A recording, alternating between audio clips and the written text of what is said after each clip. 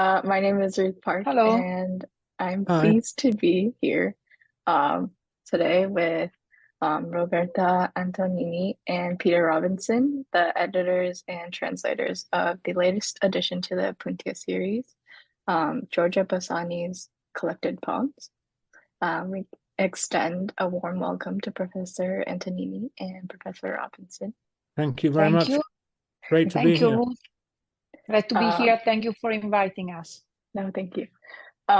So you both have published other translations from the Italian and have authored several publications on Italian poetry. Can you each briefly tell us about your research interests and how you got to this text? Yes, I think I start. Peter and I have known each other for about 4 or 5 years now. It also, I mean, in my case, it also started with teaching. Many years ago, I developed a course on Bassani's novel, The Garden of the Finzi Contini, for an advanced Italian course. And then was interesting because it's also as the film attached to it by De Sica, who won an Oscar. So I thought was ideal for students, so we could read the novel and watch the movie.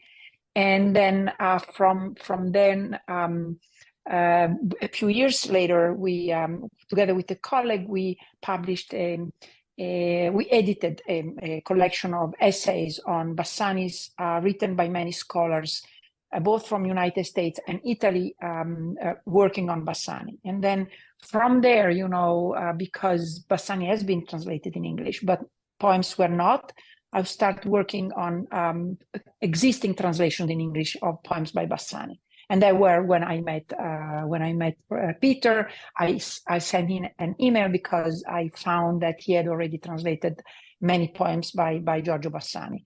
And over, the course of a year, we met a couple of times, and we decided to go on with the translation. And I have to say that the passion for translation for me, is linked to the teaching of Italian, and also another course I developed on literary translation.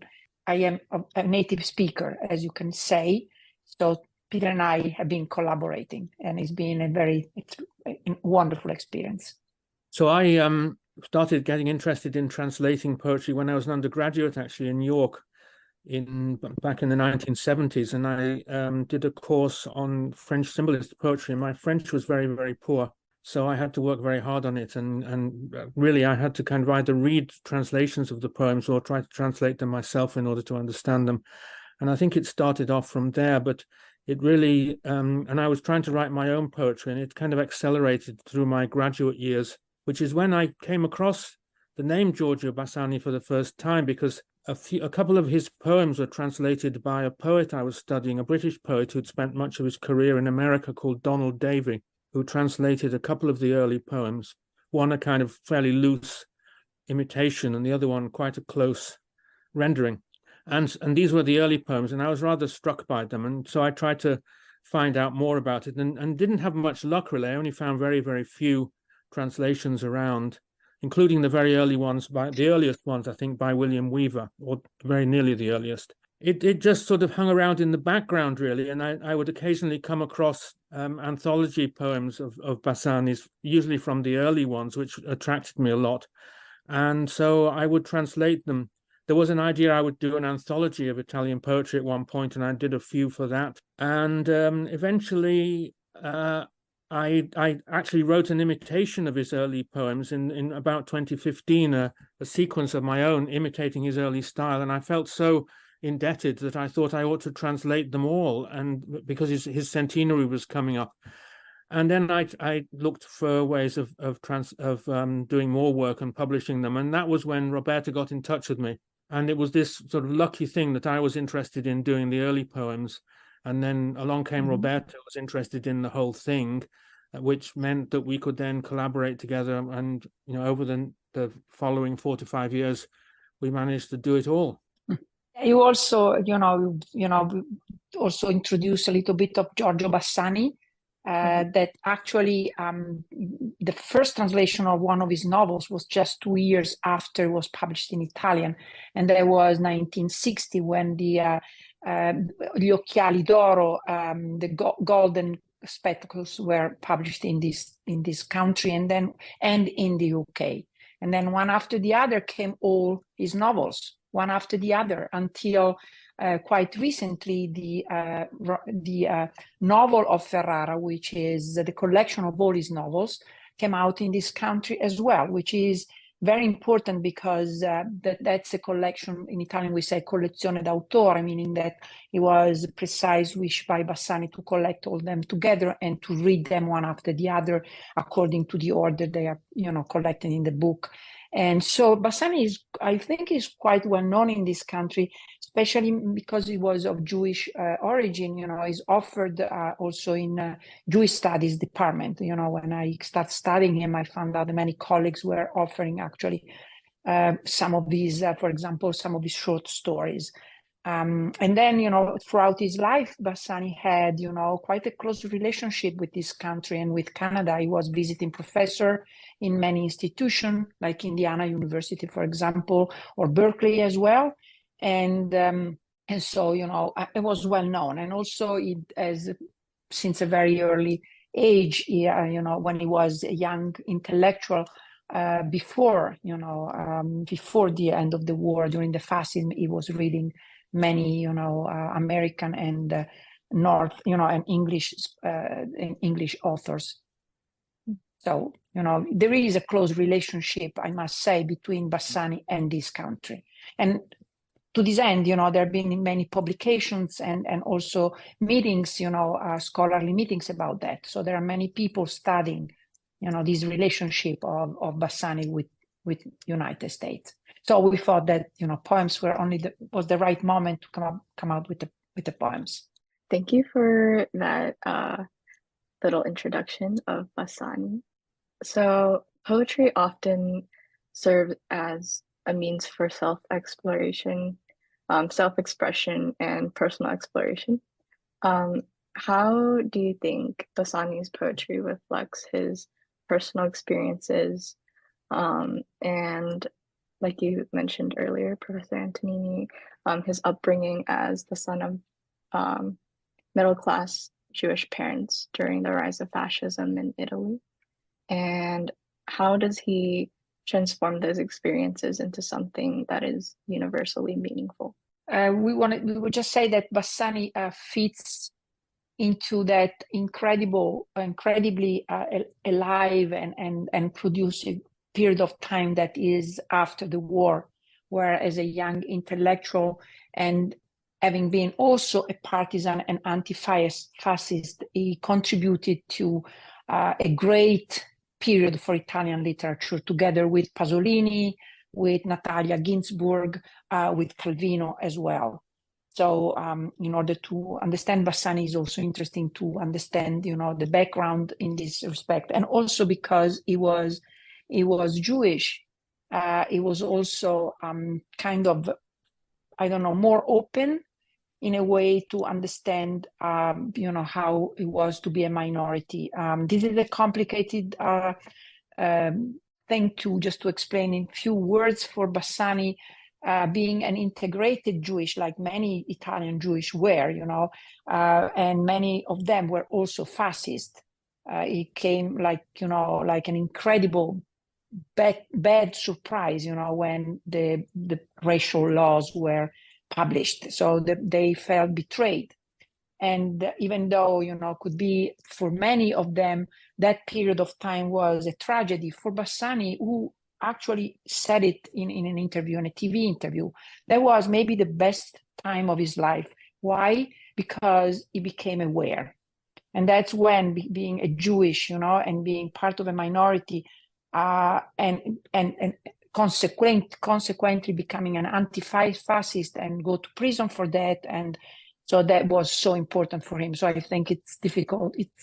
It's understanding Bassani needs to be, to take this into consideration, even though I cannot say, maybe, I don't know, Peter, if you agree with me, that he's not really a Jewish writer. is first of all an Italian writer, but Jewishness is all over, and sometimes only like suggested, but is always there. Even when he was very young and he wrote these short stories that he then never collected, but still, there is always, this character, that was Jewish. And also, and then I just wanted to add that in these terms, he wrote this exceptional, incredible, for me, first novel that is Gli occhiali d'oro, The Golden Glasses, where the protagonist who is telling the story is Jewish and is, could be Bassani or someone else, but is Jewish. And then the protagonist is this homosexual doctor that suicides himself at the end of the book. And I think that's to be writing something like that at the end of the 50s was was really an incredible act of courage, and it was never, and Bassani was always like that, very courageous in this respect.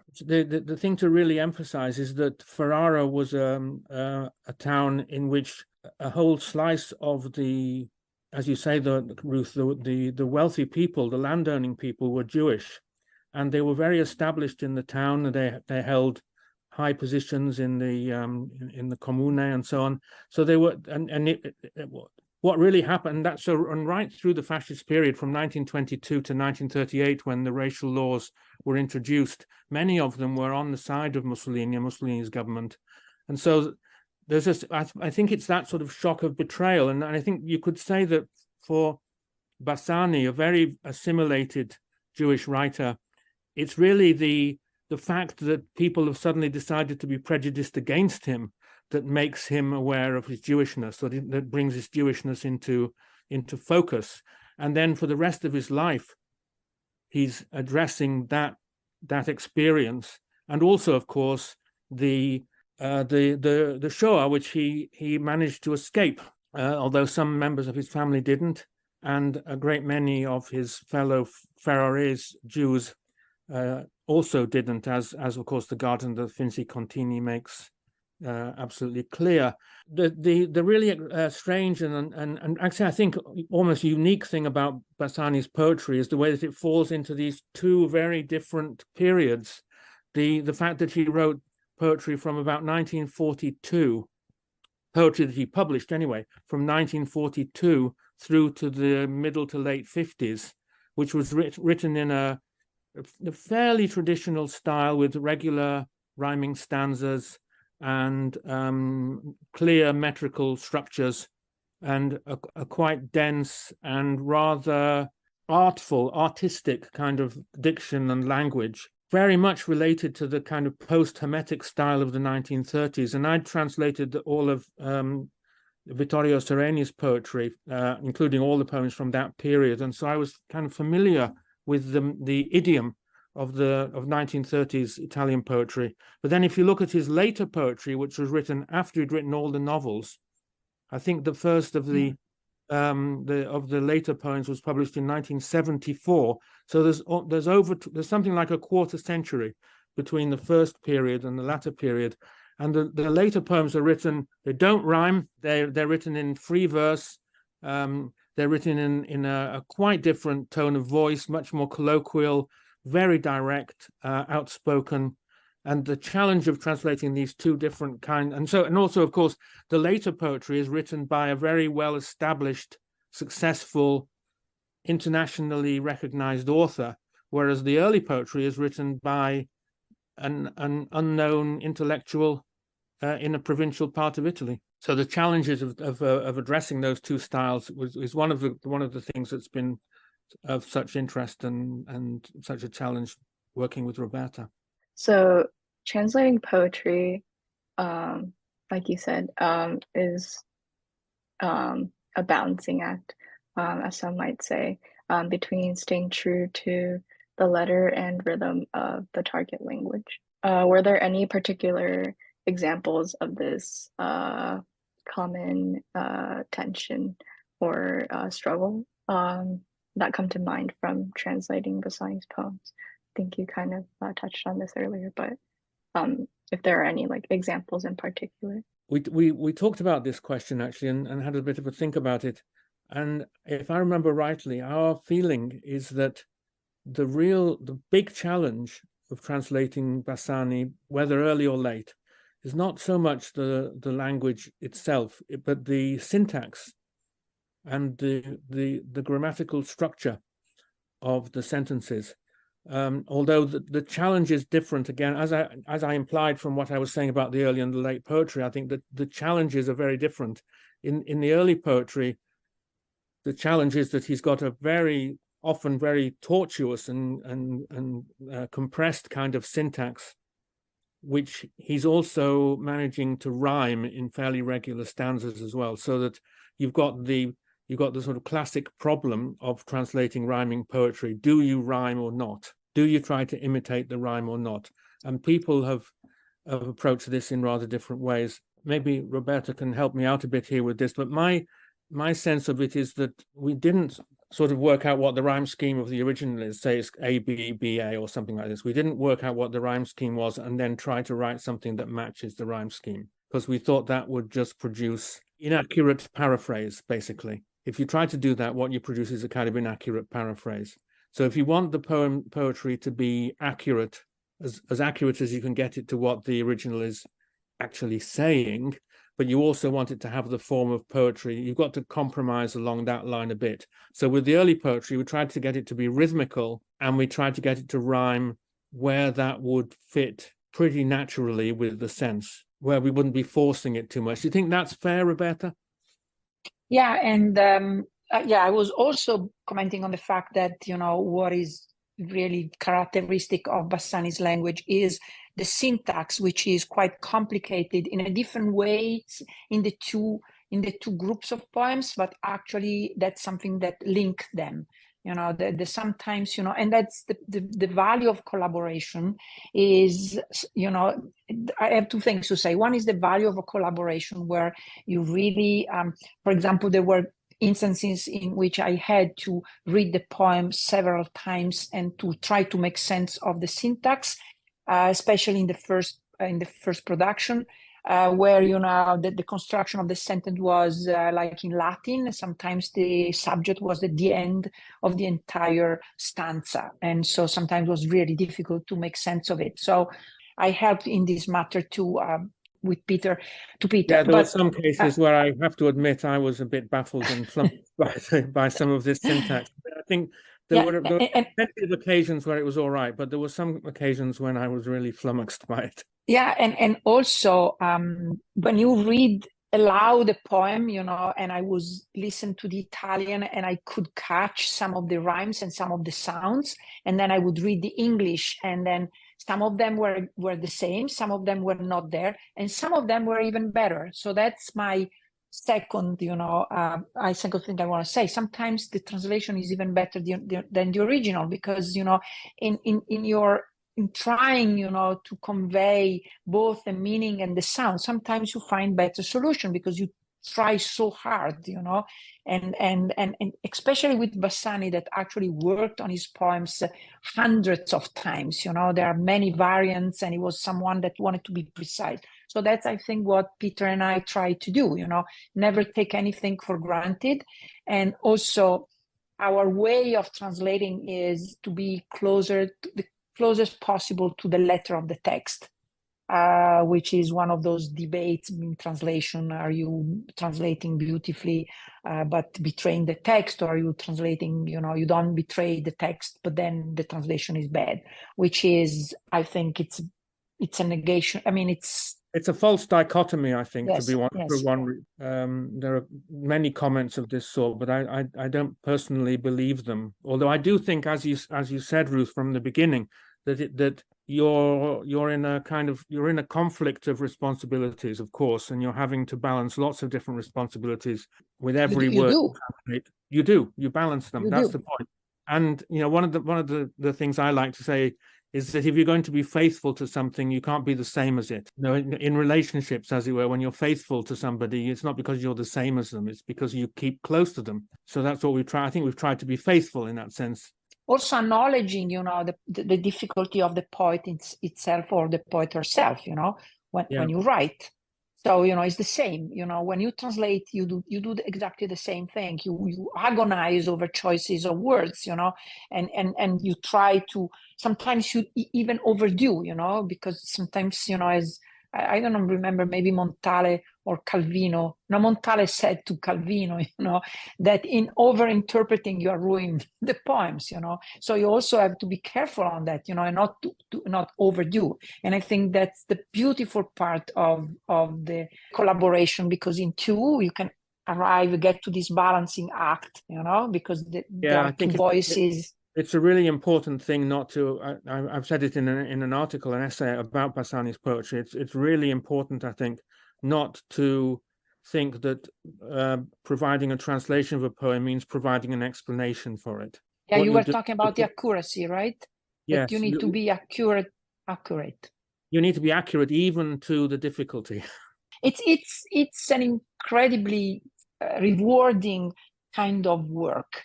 But it's tough. It's and but it's rewarding, because at the end you have this beautiful new text, and you are given life to a new text, and other people can enjoy it. So I think at the end it really pays off. So we were also thinking about a couple of occasions where we'd had some difficulties, and we solved the problem by not translating it. I mean, there was one translation that I did originally, and it's even been published a couple of times with my version of the first line, which is, it's got the Italian word arena in it.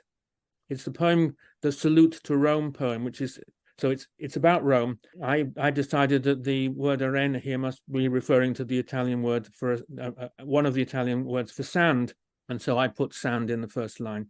And at a certain point, quite recently, actually, I think quite late in the day, Roberta thought that surely this is referring to the Colosseum or something like this. So we need to actually have arena. Still, is ambiguous in Italian, because in Italian really it could be arena, sand, or arena. And that's something that in English you cannot.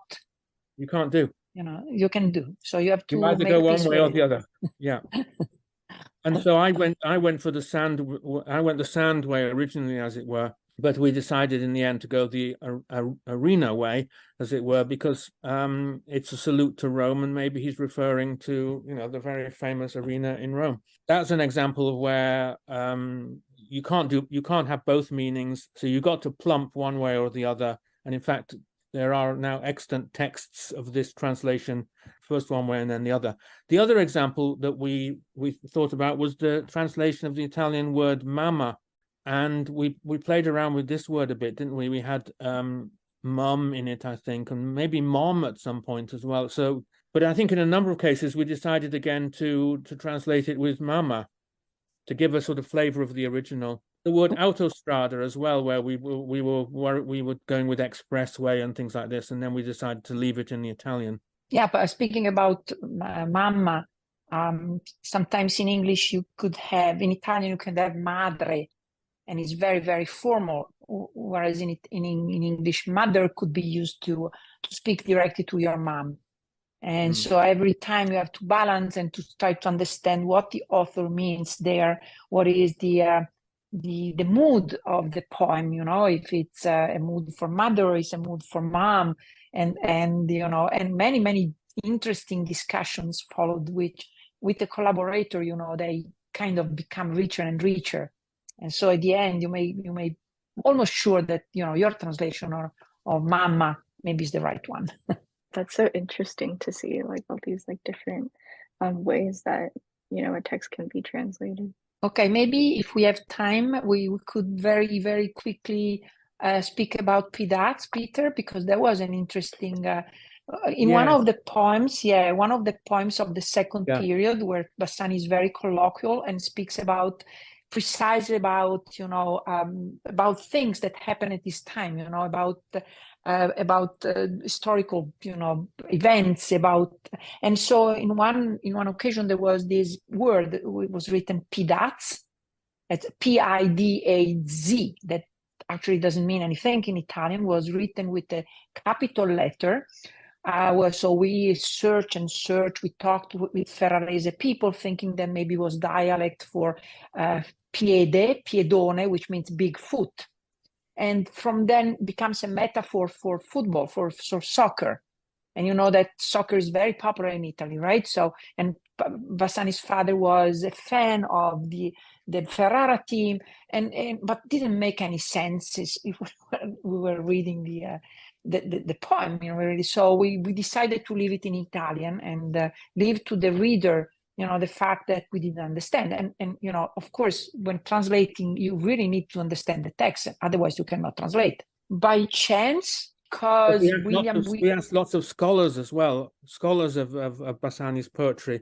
Nobody came up with an answer. And then by chance, as you were saying, Roberta, what happened? Yeah, I stumbled in this word partito d'azione, which was a party that was founded after, you know, during the war, at the end of the war, and where Bassani was a member, and is a short for partito d'azione. So P, like in P, the letter, that's, there's a short for azione, P that's. And then all of a sudden, all became clear, you know, that's the partito d'azione. And there was, you know, and then also we found that William Weaver, who translated, we found this word in another of Bassani's novels, and Weaver translated that novel, and it translated with partito d'azione in Italian. Action party, actually, no, not in Italian, in English. And Bassani was still alive when Weaver was translating, and they probably talked about it, so that Weaver's translation is probably safe. So finally we landed on the right translation for that as well, I think. Yeah, but there was, you know, like a chance, and we were ready to just, you know, give up on these PDATs, and so we are kind of proud, actually. Was one of those small achievements. Yes. The joys of the translator. Yeah, by complete chance. Wow. So given that Professor Antognini resides in America and Professor Robinson in the UK, well, you talked a bit about how this collaboration began, but American English and British English can be very different at times. And so we're wondering if you encountered any distinctive challenges related to these differences in English. I let Peter respond by just saying that I'm not American speaker, even though I resided in this country for many years. So there was not really for me, even though sometimes I just wrote something in American, and Peter would say, and we would discuss about that. So Peter, so Roberta's English is inflected with American usages, like actually lots of European English. For example, if you meet Dutch people, they almost all speak with a slight American accent, and they use American idioms. It's also true that, you know, I've lived in England since the time of the Beatles and before, and I've watched a million American films and met many American people and so on. So the fact is that on the European side of the pond, American English is very familiar with us, and in fact, American English has inflected the speech of people of generations younger than me as well, to a much greater extent than it inflects mine. So there is a way in which the difference between English and American is a sort of complex area of negotiation rather than like a kind of dividing line. I'm not sure there is a dividing line between the two languages. They're kind of interacting and blurring with each other at places. There are, as it were, lots of little signals like MOM, like mom. Or in England, we tend to spell it MUM. Yeah, and I think probably if you put mum in, it would in a translation of mama, for example, it would look very British. We try to avoid things which would look sort of very British, but at the same time, or very American as well. Or very American for that matter. But there's also an area where we went American because I published Luciano Erba. Both of the poets I've published large books of, Luciano Erba and Vittorio Sereni. They were published in America, and I can clearly remember changing I think goods train to freight train for Princeton University Press, and so we did a little bit of that, like we took the U out of color and things like that. So all of the all of the word, the spellings. We Noah Webster's spellings are standard, as it were, in the book. And there are occasions where we've just adjusted the language so that it's not really kind of very British English sounding, but equally we haven't translated it in kind of what you might call a strong American idiom. It's kind of a bit transatlantic in that respect. Well, thank you for being here today with me to discuss this remarkable publication.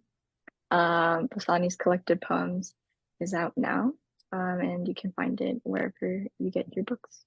Thank you.